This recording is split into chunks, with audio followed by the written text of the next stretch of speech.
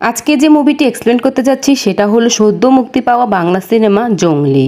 মুভিটা একটা বাবা মেয়েকে কেন্দ্র করে তৈরি করা হয়েছে। একজন বাবার সাথে একটা মেয়ের নিদারুণ সম্পর্কের মেসেজ এই মুভিতে তুলে ধরা হয়েছে। একজন বাবা আর মেয়ের এক পবিত্র ভালোবাসা নিয়েই গল্পটি। তো চলুন গল্পটি শুরু করি। গল্পের প্রথমে দেখানো হয় একটা মেয়ের বাচ্চা ডেলিভারি হবে। বাচ্চার মা এই বিষয়টা বাচ্চার বাবাকে জানালে বাচ্চার বাবা এই সন্তানের দায়ভার নিতে রাজি নয়। মানে বাচ্চাটি ছিল অবৈধ সন্তান। যেহেতু বাচ্চার বাবা বাচ্চাটির দায়িত্ব নিতে নারাজ ছিল, তাই বাচ্চার মাও বাচ্চাটির জন্মের পরপরই তাকে ডাস্টবিনে ফেলে দেয়। সে সময় সেখানে উপস্থিত হয় ডাক্তার শেপা। ডাক্তার শেপাই কিন্তু বাচ্চাটি ডেলিভারি করেছিল। তখন সে মাকে কোলখালি দেখতে পেয়ে জিজ্ঞাসা করলো, তোমার বাচ্চা কোথায়? বাচ্চার মা কিছু বলার আগে বাচ্চাটি ডাস্টবিন থেকে কান্না করে উঠল। কান্না শুনে সেই ডাক্তার ওই ডাস্টবিন থেকে বাচ্চাটিকে উদ্ধার করে কোলে নেয়। তারপর ডাক্তার শেপা ওই বাচ্চার মাকে একটা গল্প শোনাতে শুরু করে। গল্পের শুরুতেই নায়ককে দেখানো হয়। এই গল্পের নায়কের নাম জনি। জনি তখন ভার্সিটিতে পড়ে এবং তার বাবা ওই ভার্সিটিরই একজন নামকরা প্রফেসর। জনির গার্লফ্রেন্ড নূপুর। নূপুরকে কয়েকজন ছেলে ডিস্টার্ব করায় জনি তাদেরকে মারতে থাকে। তখন জনির বাবা এসে তাকে থামায়। জনির বাবা ওই ছেলেদেরকে কিছু না বলে জনিকেই বকাঝকা করতে থাকে। বাসায় এসেও জনিকে অনেক বকাবকি করে। বকাবকির এক পর্যায়ে জনির বাবা বলে, তোর জন্যই তোর মা মারা গেছে। জনির অনেক কষ্ট লাগে বাবার মুখে এমন কথা শুনে। জনি যখন অনেক ছোট তখন তার মা মারা যায় একটি কার অ্যাক্সিডেন্টে। যদিও সেটা একটা অ্যাক্সিডেন্ট ছিল, কিন্তু সেই ঘটনার পর থেকে জনির বাবা জনিকেই দোষারোপ করতে থাকে। জনি বলে, ছোটবেলায় ক্রিকেটার হতে চাইছিলাম, কিন্তু তুমি সেটা হতে দাওনি। মায়ের মৃত্যুকে ইস্যু করে তোমার আদর থেকে সবসময় বঞ্চিত করেছো। তোমার মতো বাবা এই পৃথিবীতে আর কারো জীবনে যেন না আসে। পরের দিন জনি ভার্সিটিতে মন খারাপ করে বসে থাকে। জনির গার্লফ্রেন্ড নূপুর কারণ জানতে চাইলে জনি তার বাবা সম্পর্কে তার জীবনে ঘটে যাওয়া সকল কষ্টের কথা শেয়ার করে নূপুরের সাথে। নূপুরও জনিকে সান্ত্বনা দেয়। তারপর জনি নূপুরকে বাড়িতে পৌঁছে দেয়। কিন্তু ওই দিনের পর থেকে নূপুরের সাথে আর জনি কোনোভাবেই কোনো যোগাযোগ করতে পারছিল না। এর মধ্যেই জনি জানতে পারে নূপুরের বিয়ে। জনিও সেখানে গিয়ে উপস্থিত হয়। তারপর জনি নূপুরকে নিয়ে যেতে ধরে, কিন্তু নূপুর জনিকে থাপ্পড় দিয়ে বসে। তারপর নূপুর বলে, আমাদের মধ্যে কিছু ছিল না, আমরা তো শুধুমাত্র বন্ধু ছিলাম, আমি তো তোমাকে শুধু বন্ধুই ভেবে এসেছি। আসলে নূপুর ভেবেছিল জনি বড়লোক প্রফেসরের একমাত্র ছেলে, এই ভেবেই সে তার সাথে ডেট করেছিল। কিন্তু যখন তার বাবা সম্পর্কে সব জানতে পারে সেদিন থেকেই জনিকে ইগনোর করা শুরু করে। জনি জোর করে যখন নূপুরকে নিয়ে যেতে চাইল, তখনই নূপুরের ভাই সহ বিয়েবাড়ির সকলে জনিকে মারতে থাকে। মা হারা ছেলে জনি, বাবা থেকেও নেই। নূপুরকে আপন ভেবেছিল, সেও চিট করলো। পুলিশ ধরে নিয়ে যায় জনিকে। তার বাবাকে জানালে কোনো রকম পদক্ষেপ না নিয়ে তিনি জনিকেই দোষারোপ করে এবং পুলিশকে বলে, জনি নামে আমি কাউকে চিনি না। বাবার মুখে এমন কথা শুনে জনি সিদ্ধান্ত নেয় সেই তার বাবাকে ছেড়ে চলে যাবে অনেক দূরে। সে তার মায়ের ছবিটা নিয়ে চলে যায় অজানা উদ্দেশ্যে। দৃশ্য আসে বর্তমানে। বাচ্চার মা ডাক্তার শেফালিকে বলল, এভাবে নষ্ট হয়ে গেল একটি জীবন। শেফালি বলল, নষ্ট হতো যদি না পাখি তার জীবনে আসতো। তারপর পাখি নামে সেই মিষ্টি মেয়েটিকে দেখানো হয়, যাকে ঘিরেই এই সিনেমা। এই পাখি মেয়েটাও ছিল অনাথ। বাবা মায়ের সাথে থেকেও সে একদম শান্তি পেত না, তার কারণ তার বাবা মায়ের সাথে তার বনিবনা হতো না। পাখির বাবা মাও যখন ঝগড়া মীমাংসা করার জন্য আদালতে যায়, তখনই পাখিও বের হয়ে যায় অজানা কোনো উদ্দেশ্যে চলে যাওয়ার জন্য। ঘটনাচক্রে পাখির সাথে দেখা হয়ে যায় জনির।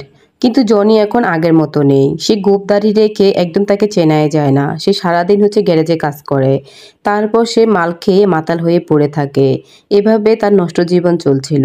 জনিকে দেখতে মনে হয় যেন সে একটা আবর্জনার কীট। তাকে জঙ্গলের মতনই লাগে, যেন সে জঙ্গল থেকে উঠে এসেছে। জনির সাথে পাখি দেখা হওয়ার পর থেকে পাখি তার পিছু নেয়। একদিন জনিরও মেয়েটার উপর চোখ পড়ে, আর জনি মেয়েটাকে তার নাম জিজ্ঞাসা করে, কিন্তু মেয়েটি মুখে কোনো উত্তর না দিয়ে একটা পাখির ছবি এঁকে দেখায়। তারপর তার বাবার কথা জিজ্ঞাসা করলো, একটা বাবার ছবিও এঁকে দেখায়। মেয়েটি মুখে কোনো উত্তর না দেওয়াতে জনির ভীষণ বিরক্ত লাগে। জনি মেয়েটাকে রাগ করে বের করে দেয়। যতই জনি মেয়েটাকে অবহেলা করুক না কেন, কিন্তু মেয়েটা বারবারই জনির কাছেই চলে আসতো। জনি সারাদিন গ্যারেজে কাজ করে যে টাকা ইনকাম করতো, সেই টাকায় সে লাল পানি কিনে খেত। লাল পানি খেয়ে মাতাল হয়ে পড়ে থাকতো। কিন্তু সেদিন তার ঘুম আসছিল না। বারবারই খালি পাখির কথা মনে হচ্ছিল। পাখির প্রত্যেকটা কথাই তার কানে ভাসছিল। পরদিন সকালে জনি ঘুম থেকে উঠে দেখে টেবিলে রাখা কলাগুলো নেই। কেউ যেন খেয়ে ফেলেছে। তারপর একটু পরে সে কোনায় বসে থাকতে দেখে পাখিকে। পাখিকে দেখতে পেয়ে সে কান ধরে তাকে বের করে দেয় ঘর থেকে। এবার পাখিরও রাগ উঠে যায় জনির প্রতি। পাখি ঠেলা দিয়ে তার বাইকটি ফেলে দেয়। এই দেখে জনিরও মাথায় রক্ত উঠে যায়। সে দৌড়ে এসে পাখিকে গলা টিপে ধরে।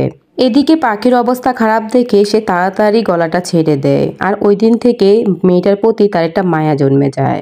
তারপর জনি মেয়েটাকে কোলে করে নিয়ে এসে ঘরে এনে শোয়ায়। সেদিন থেকে তার একটা সঙ্গী হয় এবং সে পাখির সাথেই থাকতে শুরু করে। এটা দেখে গ্রামবাসী উল্টাপাল্টা কথা বলে, কারণ সে মাতাল, আর মাতাল হয়ে একটা মেয়ের সাথে থাকে একই বাসায়। কিন্তু জনি গ্রামবাসীর কথায় কোনো তোয়াক্কা করে না, সে এসব নিয়ে মাথা ঘামায় না। একদিন রাতে জনি বসে বসে বিরিয়ানি খাচ্ছিল। পাখি জনির খাওয়া দেখে বলল, তুমি এরকম জঙ্গলির মতো খাচ্ছ কেন? জনি পাখির কথায় কোনো কিছুই বলে না। তারপর সে বাইরে হাত ধুতে যায়, আর পাখি অবশিষ্ট বিরিয়ানি সে খেয়ে ফেলে। খেয়ে দিয়ে পাখি জনির বিছানায় ঘুমিয়ে পড়ে। তা দেখে জনি কোনো কিছুই বলে না। তারপর সে মাটিতে বিছানা করে শুয়ে পড়ে। পরদিন সকালে জনি পাশের বাসার সামনে ময়লা ফেলে। তারপর শেপা নামে সে ডাক্তার এসে জনির সাথে অনেক ঝগড়া করে, কারণ সেই বাসায় শেপা ডাক্তার থাকে আর সেখানে জনি ময়লা ফেলেছে, যার কারণে শেপা এসে অনেক ঝগড়াঝাটি করে। আর দুইজনের ঝগড়া দেখে পাখি সেটা উপভোগ করে। জনি সবসময় রুক্ষ মেজাজ এবং চালচলন আর গোঁফদাড়ি এরকম দেখে পাখি তার নাম দেয় জংলি। একদিন জংলি তার মায়ের জন্মদিন পালন করে। তারপর পাখি তাকে অনেক কথা জিজ্ঞাসা করে। সেদিন দুই অনাথের মধ্যে অনেক কথা হয়। জনি কথায় কথায় বলে তার মা ছোটবেলায় মারা গিয়েছে কার অ্যাক্সিডেন্টে, আর বাবা থেকেও নেই। আর তারপর পাখিও বলে তার বাবা মাও থেকেও নেই। আমার বাবা মা কেউ আমাকে চায় না, তারা দুজনই আমাকে নিয়ে অনেক ঝগড়া করে। তারপর একদিন জনির মায়ের ছবিটা নিয়ে পাখি মোছার জন্য হাতে নেয়। হঠাৎই হাত থেকে পড়ে গিয়ে ভুলবশত ছবিটি ভেঙে যায়। এই ঘটনার পর জনি পাখির উপর ভীষণ রেগে যায়, আর রেগে গিয়ে এসে পাখিকে অনেক বকাবকি করে, আর পাখিকে দূরে গিয়ে রেখে আসে। বাড়িতে আসার পরও তার রাগ কমছিল না।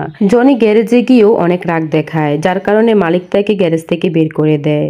আসলে পাখিকে সে রাগের মাথায় দূরে রেখে এসেছে ঠিকই, কিন্তু পাখিকে ছাড়া তার একটু ভালো লাগছে না। রাতে জনি পাখিকে নিয়ে দুঃস্বপ্ন দেখে। স্বপ্নে দেখে পাখি অ্যাক্সিডেন্ট হয়েছে, আর সে পাখি বলে চিৎকার করে উঠে বসে। তারপর ঝড় বৃষ্টি শুরু হয় রাতে।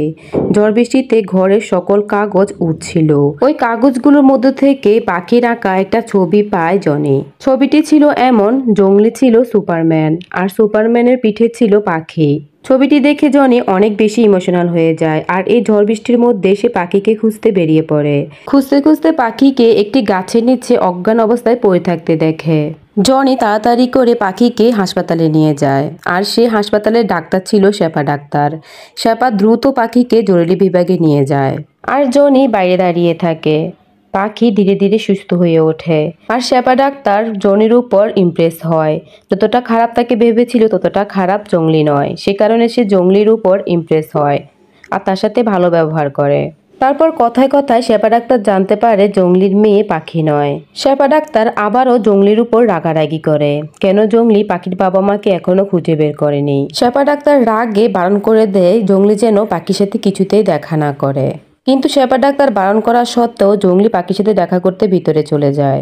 তারপর পাখি জংলিকে জানায়, শেপা ডাক্তার আমাকে বলেছে আমার বাবা মার কাছে নিয়ে যাবে, কিন্তু আমার বাবা মা তো আমাকে চায় না। তুমি কি আমার বাবা হবে? পাখির মুখে এমন কথা শুনে জংলির চোখে পানি চলে আসে। জংলি বলে, আজ থেকে আমি তোর বাবা। তারপর ডাক্তার শেপা আসে। ডাক্তার শেপা এসে জিজ্ঞাসা করে, আপনি এখানে কেন? তারপর জংলি বলে, বাবা তো মেয়ের কাছেই থাকবে। ডাক্তার শেপা জিজ্ঞাসা করলো, আপনি কিভাবে বাবা হলেন? তারপর জংলি বলল, শুধু জন্ম দিলেই বাবা হওয়া যায় না, আত্মার বন্ধনও লাগে, আর আত্মার সম্পর্কই আছে আমার পাখির সাথে, তাই পাখির বাবা আমি। আর আমাদেরকে কেউ কখনো আলাদা করতে পারবে না। আজ থেকে আমি পাখির সাথেই থাকবো, সকল বিপদে আপদে রক্ষা করব। একজন বাবা যা যা করে আমি ঠিক তাই করব। ডাক্তার সাহেব বা জংলির মুখে এসব কথা শুনে অনেক বেশি খুশি হয়। এরপর থেকে জংলি পাখির দেখাশোনা করতে শুরু করে, আর বাবা মেয়ের এমন ভালোবাসা দেখে ডাক্তার শেপাও জংলির উপর ইমপ্রেস হয়। পাখি বুঝতে পারে শেপা ডাক্তার জংলিকে পছন্দ করে, আর পাখিও চেষ্টা করে তাদের দুজনকে জোড়া মেলানোর জন্য। একদিন জংলি স্কুলে নিয়ে যায় পাখিকে স্কুলে ভর্তি করানোর জন্য। পাখি বাবার নামে জনি লিখলেও মায়ের নামে সে ইচ্ছে করে শ্যাপা নামটি বলে দেয়। কিন্তু এরই মধ্যে ডাক্তার শ্যাপাকে একদিন পাত্রপক্ষ দেখতে আসে, আর সেখানে উপস্থিত হয় পাখি। পাখি সব লণ্ডভণ্ড করে দেয়, মানে হচ্ছে শ্যাপার বিয়ে ভেঙে দেয়। পাখি সবার সামনে শ্যাপা ডাক্তারকে আম্মু আম্মু করে ডাকে, আর এই কথা শুনে জংলিও রেগে যায় পাখির উপরে। কিন্তু পাখিও বলে, আমি শুধুমাত্র মা ডাকলে শ্যাপা ডাক্তারকে ডাকবো, আমার মা হিসেবে শ্যাপা ডাক্তারকেই চাই। জংলি পাখিকে অনেক বকাবকি করে। এটা শুনে ডাক্তার শ্যাপা এসেও জংলিকে অনেক জ্ঞান দেয়, এবং ডাক্তার শ্যাপা যে জংলিকে ভালোবেসে ফেলেছে সেটাও জংলিকে বলে। কিন্তু জংলি তা গ্রহণ করে নেয় না, কারণ জংলি কখনোই জীবনে সুখের দেখা পায়নি। ও যাকে আপন ভেবে কাছে টেনে নিয়েছে সে তাকে দূরে ঠেলে দিয়ে চলে গিয়েছে, যার কারণে নতুন করে সে কাউকে আর ভালোবাসতে চায় না। যার কারণে সে শ্যাপা ডাক্তারকে মানা করে দেয়। জংলি মানা করে দেওয়াতে শ্যাপা ডাক্তার দৌড়ে বাড়িতে চলে আসে। এসে সে কান্নাকাটি শুরু করে। তারপর তার দাদি তাকে বুঝায় যে একদিন না একদিন জংলি তোকে ঠিকই মেনে নেবে। তার মধ্যে একদিন স্কুলে জংলি পাখিকে নিতে আসে, কিন্তু এসে সে পাখিকে খুঁজে পায় না। জংলি পাগলের মতো পাখিকে খুঁজতে থাকে। দারোয়ান জানায় অনেক আগে পাখি বের হয়ে গিয়েছে। অনেক খোঁজার পর শ্যাপা ডাক্তারের কাছে সে পাখিকে খুঁজে পায়। জংলি শ্যাপার উপর অনেক রাগ দেখায়। তারপর পাখি বলে, আমি তো তোমার জন্যই দাঁড়িয়েছিলাম, কিন্তু তুমি আসোনি, তাই আমি শ্যাপা মামুনির সাথে চলে এসেছি। তারপর জংলি শ্যাপা ডাক্তারকে সরি বলে, আর শ্যাপা ডাক্তার উত্তরে বলে, মা তো তার সন্তানকে এভাবেই নিয়ে আসবে, সে কারণে আমিও তাকে এভাবেই নিয়ে এসেছি, মা হলে যা করতো। এই কথাগুলো শুনে জংলি অনেক ইমপ্রেস হয়। এদিকে একটা সিনে দেখা যায় কেউ একজন তাদের এসব কথা দাঁড়িয়ে দাঁড়িয়ে লুকিয়ে লুকিয়ে শুনছিল। সে কে ছিল সেটা আমরা একটু পরে জানতে পারবো। একদিন সে শুনতে পায় পাখিকে কেউ ব্যাট টাচ করেছে, আর সে পাখিকে নিয়ে সেখানে গিয়ে লোকগুলোকে পিটিয়ে বাড়িতে আগুন ধরিয়ে দিয়ে পাখিকে কোলে করে বাড়িতে নিয়ে চলে আসে। এর থেকে বোঝা যায় তাদের বাবা মেয়ের কত অটুট বন্ধন তৈরি হয়েছে, আর সে পাখিকে কতটা ভালোবাসে, এবং সবাইকে বুঝিয়ে দেয় তার মেয়েকে কোনো কিছু বলার বা করার সাহস যেন কেউ না করে। ওই দিন যে লোকটাকে দাঁড়িয়ে থেকে তাদের কথা শুনতে দেখা গিয়েছিল সেই লোকটি আসলে ছিল সাংবাদিক, যাকে পাখির বাবা হায়ার করেছে পাখিকে খুঁজে দেওয়ার জন্য। আর সে সাংবাদিক পাখিকে পেয়েও যায়। একদিন পাখি খুব অসুস্থ হয়ে পড়ে। শ্যাপা ডাক্তার পাখিকে দেখে বলে, তোর কয়েকটা টেস্ট করাতে হবে, যেগুলো এখানে করানো যাবে না, ঢাকা নিয়ে যেতে হবে তোকে। ডাক্তার শ্যাপার কথা মতো জংলি তাকে ঢাকায় নিয়ে যায়। আর পাখি হাসপাতালের কাছাকাছি যাওয়ার সময় পাখির খুব খিদা লাগে। তারপর জংলি তাকে রেখে খাবার আনতে যায় বাইরে। বাইরে থেকে খাবার নিয়ে আসার সময় পুলিশ তাকে ধরে ফেলে। আর ওইদিকে ওই সাংবাদিক পাখিকে তুলে নিয়ে যায়। মূলত ওই সাংবাদিকে পুলিশকে পাঠিয়েছে জংলিকে ধরার জন্য। টিভি মিডিয়াতে দেখানো হয় জংলি নামের একটি ছেলে একটি মেয়েকে আটক করে রেখেছে কিডন্যাপ করে, আর সেই জংলিকে আটক করেছে পুলিশ। পুলিশের হেফাজতে আছে এখন জংলি। জংলিকে আদালতে তোলা হলে সরকারি অ্যাডভোকেট সারাপাত জংলির বিরুদ্ধে কেস লড়ে। সারাপাত ছিল স্বার্থপর মানুষ, সে কেস জিতে নাম করতে চেয়েছিল। অ্যাডভোকেট সারাপাত সাংবাদিককে পাখিকে আটকে রাখতে বলেছিল যেন সে কেস জিতে নাম করতে পারে। পরের দিন জংলিকে আবারও আদালতে তোলা হয়, আর ওই অ্যাডভোকেট পাখির ঘটনাকে কেন্দ্র করে জংলিকে আরও নানান ধরনের কেসে ঢুকিয়ে দেওয়া হয়, যেমন সে নাকি তার মাকে খুন করেছে। এদিকে বন্দি অবস্থায় একটু একটু করে পাখির শরীর খারাপ হয়ে যাচ্ছে। তারপর ওই সাংবাদিক অ্যাডভোকেটের কথা তোয়াক্কা না করে পাখিকে হাসপাতালে নিয়ে যায়। এদিকে অ্যাডভোকেট জংলির বিরুদ্ধে একে একে অন্যায়ের দোষারোপ দিয়ে অনেকগুলো কেস তৈরি করে ফেলে। জংলি নাকি পাখিকে কিডন্যাপ করে রুমে বন্দি করে রাখতো, আর তার সাথে খারাপ কাজ করত। আর পাখির অবস্থা খারাপ দেখে পাখিকে আইসিইউতে ভর্তি করানো হয়। আর এইদিকে সাংবাদিক লাইভে এসে ওই অ্যাডভোকেটের কুকীর্তি প্রকাশ করে দেয়। সেই লাইভটি রাতারাতি ভাইরাল হয়ে যায়, আর আদালতেও সেই লাইভটি তারা দেখতে পায়। আর সেই লাইভ দেখার ফলে তারা জংলিকে ছেড়ে দেয়। আদালতে এক পর্যায়ে একটা খবর চালু করা হয়, আর সেই খবরে দেখানো হয় পাখির হাড়ে ফুটো আছে, আর পাখি জংলি নামের কাউকে খুঁজছে। তাই ডাক্তারও বলে জংলি নামের সেই ব্যক্তিটিকে পাখির কাছে নিয়ে আসার জন্য, না হলে পাখির শরীর আরও অবনতির দিকে যাবে। আদালতে থেকে এই খবর শুনে জংলি কান্না করতে থাকে। তারপর সে পাখির সাথে জড়ানো সকল স্মৃতি সবাইকে খুলে বলে আদালতে। আর এসব কথা শুনে সবাই চোখে পানি চলে আসে। জনি সকল কথা শুনে জজ সাহেব জনিকে মুক্ত করে দেয়, আর জনি ছুটে চলে যায় পাখির কাছে। পাখির কাছে গিয়ে সে বলে, দেখ তোর জংলি এসেছে। চল তোকে বাইরে ঘুরতে নিয়ে যাব। আর এদিকে পাখি বিড়বিড় করে তার একটা প্রিয় কবিতা বলতে শুরু করে, আর সে কবিতা বলতে বলতে সে মৃত্যুর কোলে ঢলে পড়ে। জংলি পাখিকে কোলে করে হাসপাতালের বাইরে নিয়ে এসে তাকে কবর দেয়। তারপর সে কান্না করতে করতে সেই কবর খুঁড়ে আবারও পাখিকে বের করে। এইসব হৃদয় বিদারক ঘটনা দেখে সবাই চোখে পানি চলে আসে। সিনটাই এমন ছিল যে সবাই কাঁদতে বাধ্য হয়। একজন বাবা তার মেয়েকে এতটাই ভালোবাসে যে তার অকাল মৃত্যু কোনো বাবাই মেনে নিতে নারাজ। সিন আসে বর্তমানে। শেফা ডাক্তার গল্প বলা বন্ধ করে। তারপর ওই বাচ্চার মা মেয়েটি বলে, এখন জংলি কোথায় আছে, আমাকে তার কাছে নিয়ে যাও।